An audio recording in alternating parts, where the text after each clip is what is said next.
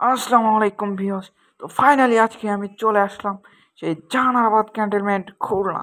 এখানে এসে প্রচুর পরিমাণ পশু পাখির অভয়ারণ্য দেখে মনটা ভীষণ ভালো হয়ে গেল।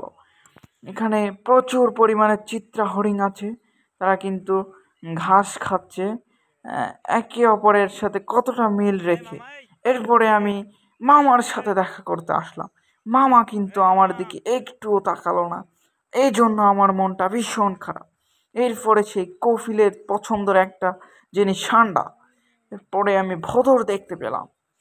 ভদর কিন্তু একটা নিস্তব্ধ হয়ে ঘুমিয়ে আচার সামনে চলে আসলাম। এরপরে একটা পাখি কত সুন্দর, তার সাথে একটু মজা করলাম।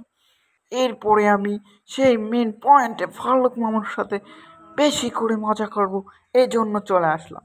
এখানে কিন্তু আপনারা হাত দিবেন না জানলার ধারে, কারণ হাত দিলে থাবা মারার একটা ভয় থেকে যায়। ভালো কিন্তু কত সুন্দরভাবে করে আছে আর কি। এরপরে চলে আসলাম সেই মাছের রাজ্যে।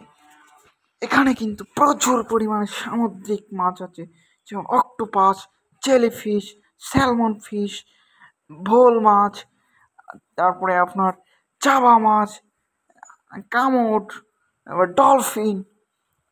এইগুলো আপনারা আমার সাথে থাকুন, দেখতে থাকুন। এটা কিন্তু ডলফিন মাছের মামি, অনেক বড় কিন্তু এটা। এরপরে কিন্তু এটা খোয়া কেফটি, এর বিষাক্ত সবল। এরপরে জারে কিন্তু অনেকগুলা সৌন্দর্য মাছ আছে। আমার ক্যামেরাম্যান একটু নার্ভাস হয়, মাছগুলো আমি সুন্দরভাবে আপনাদের দেখাতে পারতাছি না। এরপরে চলে আসলাম সেই রঙিন মাছের খামারে। এখানে কিন্তু প্রচুর পরিমাণে রঙিন মাছ আছে, গাফফি আছে, তারপরে আরো অনেক অনেক মাছ আছে।